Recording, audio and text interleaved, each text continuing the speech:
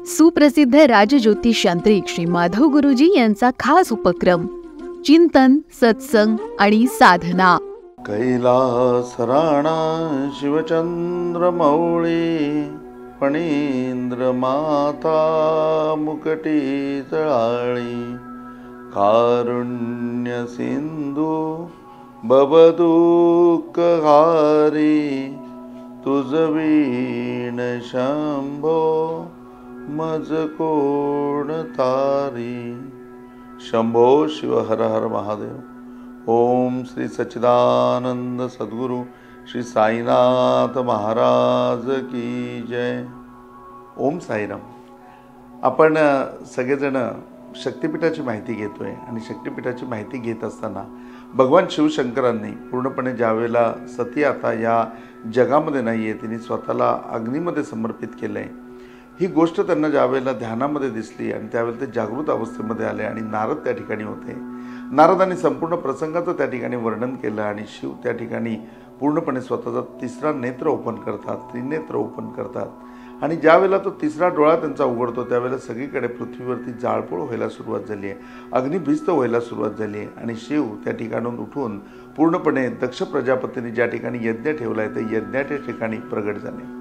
आज यज्ञाच्या ठिकाणी प्रगट झाल्याच्या नंतर त्यांचं ते स्वरूप आणि त्यांच्याकडे बघून सगळेजण भयभीत झाले आणि दक्ष प्रजापती सुद्धा भयभीत झाला. तो काही बोलणारच इतक्यात वीरभद्र त्यांच्या अंगावरती धावून घेतला आणि वीरभद्रांनी पूर्णपणे तलवारीने त्यांचं मुंडकं उडवून टाकलं.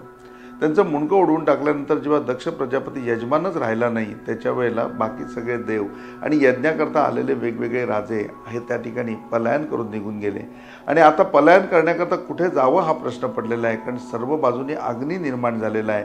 इकडे सती पूर्णपणे अग्नीमध्ये समर्पित झालेली आहे आणि भगवान शिवशंकरांनी त्या ठिकाणी तिचा पूर्णपणे रक्षामध्ये उपस्थित असलेला, विभूतीमध्ये उपस्थित असलेला असा अख्खाच्या अख्खा स्वतःचा देह, सतीचा देह त्या ठिकाणी उचलून घेतला आहे आणि तो अर्धवट जळत असलेला देह हातामध्ये घेऊन शिव आता तांडव करायला लागलेत आणि तांडव करायला लागल्यानंतर या पृथ्वीला, या सृष्टीला तो भार सहन होत नाहीये आणि भार सहन होत नसताना आता ह्याच्यातून संपूर्ण ही सृष्टी पूर्णपणे लयाला निघून जाईल, ही सृष्टी पूर्णपणे नष्ट होऊन जाईल. आता इथे वनस्पती राहणार नाही, आता इथे प्राणी राहणार नाही, आता इथे मनुष्य राहणार नाही, इथले नदी नाले काहीही राहणार नाही, तर इथला समुद्र सुद्धा राहणार नाही.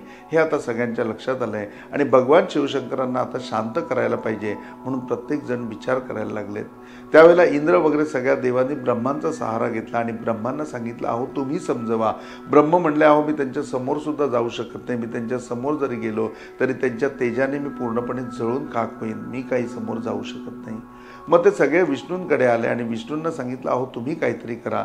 त्याच्यावर विष्णू म्हणले की आता आपण काहीतरी म्हणजे की त्यांना याच्यावरती आपण जागृत करायला पाहिजे, त्यांना शांत करायला पाहिजे, याच्या व्यतिरिक्त आपल्याकडे काहीही पर्याय नाही.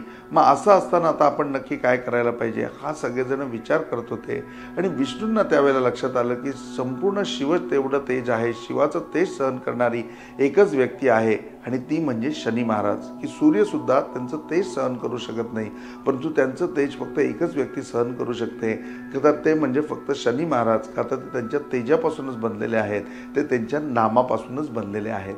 मग त्यांच्या तेजापासून आणि त्यांच्या नामापासून कशी उत्पत्ती झाली याचा छोटासा इतिहास त्या ठिकाणी आपण जाणून घेतला पाहिजे. भगवान शनी महाराज यांचा आपण जर नीट श्लोक ऐकला तर नीलांजनम समाभासम रविपुत्रम यमग्रजम छाया मार्तंड संभूतम तम नमामि शनैश्वरम. म्हणजे रवीची सुवर्ण नावाची जी पत्नी होती त्या सुवर्ण नावाच्या पत्नीला सुद्धा सूर्याचं तेज सहन झालं नाही. तीही दक्ष प्रजापतीचीच मुलगी होती आणि म्हणून दक्ष प्रजापतीची मुलगी असून ती आपल्या घरी परत गेली.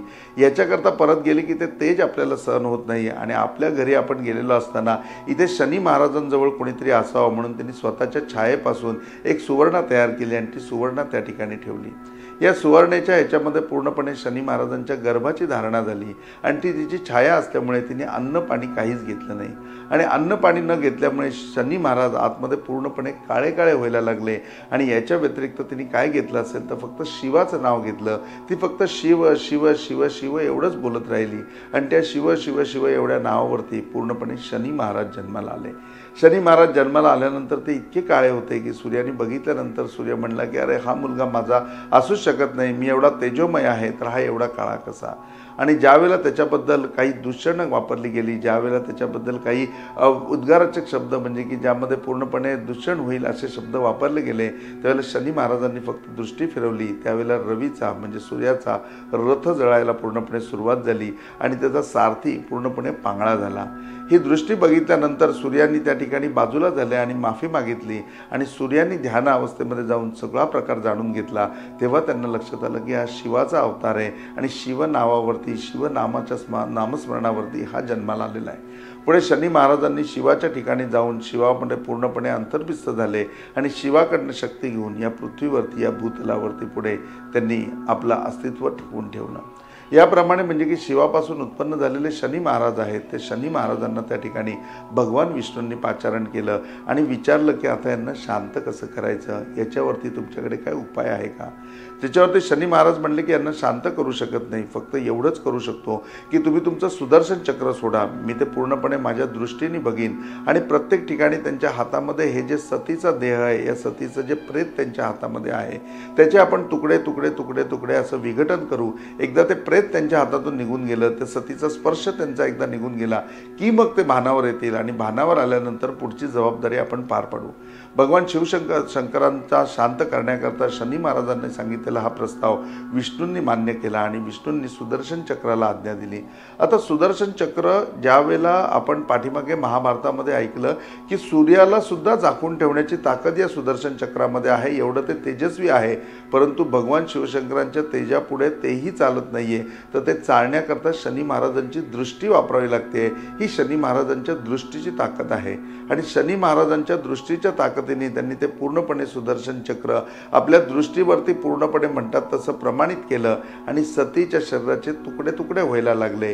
आणि जसे तुकडे व्हायला लागले आणि जसं तांडव चालत होतं तसं पृथ्वीवरती वेगवेगळ्या भूखंडावरती, वेगवेगळ्या भूभागावरती ते शरीराचे तुकडे तुकडे तुकडे तुकडे होत गेले. शास्त्र प्रमाणामध्ये असं सांगितलं जातं की 108 ही संख्याच त्या ठिकाणी आहे, म्हणून 108 तुकडे त्या ठिकाणी त्या शरीराचे झाले, सतीच्या देहाचे झाले आणि ते ज्या ज्या ठिकाणी पडले ती 52 शक्तिपीठं निर्माण झाली.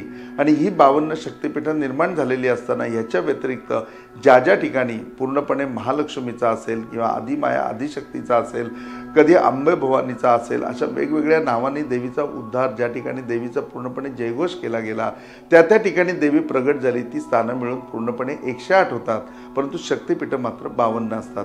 ज्या ठिकाणी सतीचं अंग पडलं ते प्रत्येक त्या त्या ठिकाणी शक्तिपीठ झालं आणि त्या त्या ठिकाणी देवीची स्थापना करण्यात आली. आता ज्यावेळेला हे पूर्णपणे शरीर नष्ट झालं आणि त्याचे तुकडे तुकडे होऊन ते खाली विघटित झालं, त्यावेळेला शिव कुठे सावध झाले आणि शिव सावध झाल्याच्या नंतर त्या ठिकाणी शनी महाराज, विष्णू, ब्रह्म सगळ्यांनी शिवांची पूर्णपणे स्तुती केली आणि शिव ज्यावेळेला शांत झालेले आहेत असं बघून पूर्णपणे सगळ्या परिस्थितीची त्यांना जाणीव करून दिली आणि त्यांना सांगितलं की या दक्ष प्रजापतीला आपण पुन्हा जिवंत करायला पाहिजे.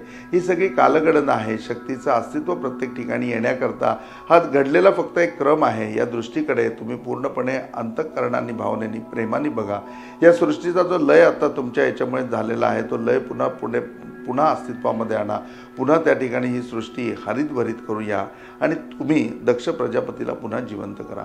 भगवान शिवशंकर त्यावेळेला सावध झाले, ते दुःखामधनं सावरले गेले आणि दुःखामधनं सावरले गेले. ते भोळे आहेत, त्याचबरोबर पूर्णपणे ते करुणामय आहेत. सगळ्यांवरती दया करण्याकरता त्यांनी सृष्टीकडे एकदा उघड्या डोळ्यांनी बघितलं. पुन्हा ती सृष्टी जी जिवंत झाली, पुन्हा त्याच्यामध्ये हरितकांती झाली आणि संपूर्ण सृष्टी हरित झाली.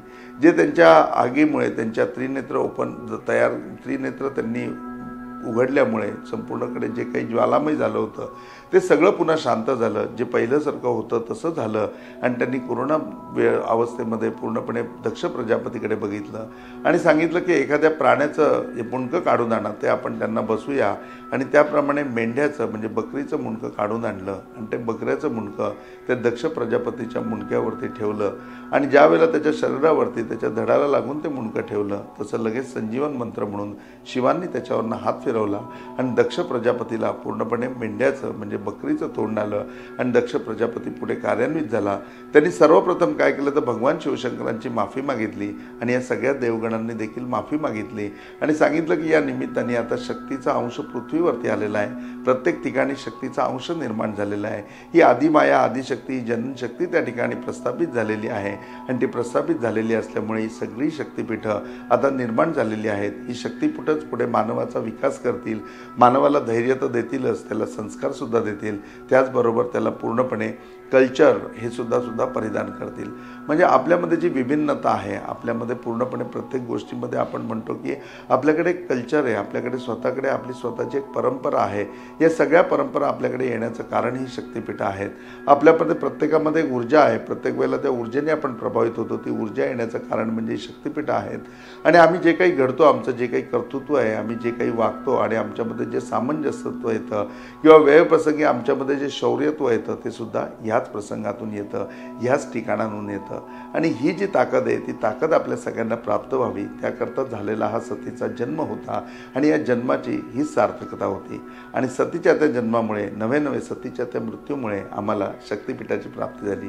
तेव्हा या 51 शक्तिपीठांबद्दल सुद्धा जाणून घेऊया। प्रत्येक ठिकाणी कुठलं शक्तिपीठ आहे, प्रत्येक ठिकाणी सतीचं नक्की कुठलं अंग पडलं होतं आणि त्या ठिकाणी कुठलं शक्तिपीठ निर्माण झालंय ते आपण क्रमशः जाणून घेऊया। आज इथेच थांबूया। ओम साईराम।